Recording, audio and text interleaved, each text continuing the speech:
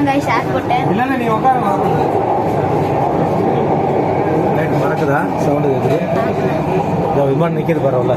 Hello guys, அங்க பாருங்க எல்லாரும் ஃப்ளைட்லாம் நிக்குது. உங்களுக்கு கிளியரா தெரியாதுன்னு நினைக்கிறேன் கைஸ். இருங்க முடிஞ்ச அளவுக்கு ட்ரை பண்றேன் காமிக்கிறதுக்கு. இங்க தெரியுது. எல்லாம் மறைச்சிக்கிச்சு கைஸ்.